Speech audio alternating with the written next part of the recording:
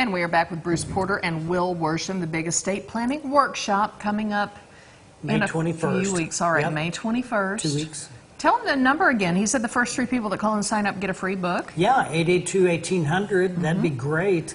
Come and learn. That's the main deal.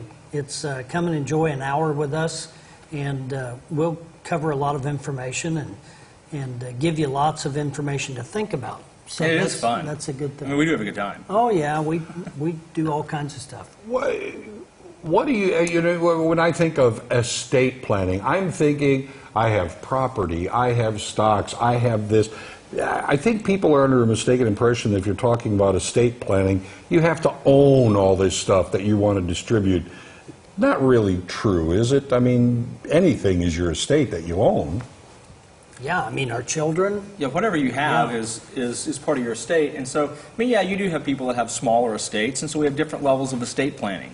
But it's about making sure, really, that, and sometimes people think of it about it as, it's what I want to happen with my stuff. And that certainly is part of it, but I like to think of it more as it's taking care of your people, your kids, your heirs, to make sure that they're not going to have a point in their life where they're going to be in disharmony with each other, that they're going to be fighting over your stuff, or that they're going to be put in a situation of not knowing what you wanted. If you're in one of those catastrophic health situations where perhaps death is likely but not imminent, and the doctor's saying, well, you have the opportunity, you can withhold food and water, you can withhold treatment, and they don't know what to do. They don't know what you wanted, but you can leave specific instructions that say, hey, this is what I want. And it just, I think, really, having been through that situation myself, really relieves a lot of the stress when you've left instructions for people as to what you want to have happen. It's going to be taken care of, but it may not be the way you want it done. Yeah, and it'll end up in court.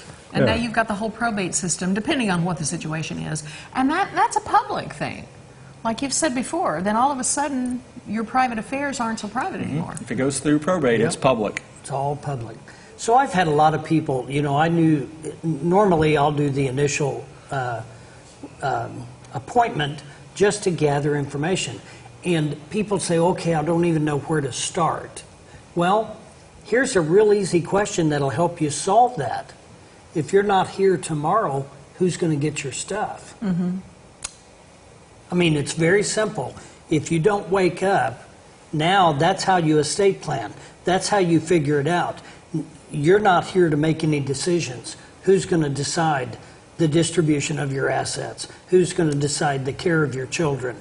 All of these things. Who's going to decipher all of your documents, file claims, sell property, distribute your personal property? All of those things, and that kind of starts things in motion as far as how we're going to think about what we're doing. And you also, a lot of times, will discover issues and problems people think they have taken care of, but they don't. We had a lady that had sold property 11 years ago with no contract, no written documents, I guess on a handshake, but that's not... It's not legal. You can't transfer property on a handshake. It has to be a written contract. And so now we're trying to help her navigate through how to correct that, but when you have no documentation, it makes it very difficult. But at least while she's still got her wits about you at an older age, but at least right now, while she can understand, and the other party can, at least we can get it rectified.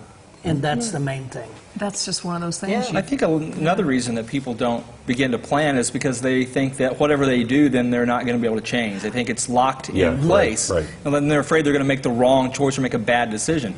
That's not true. I mean, there are certain plans you can make that portions of it or all of it are irrevocable, but that's not the normal way we're going to do it. We're going to put it in a revocable plan that you can change anytime you want. And these are some of the things that folks can learn at the centers.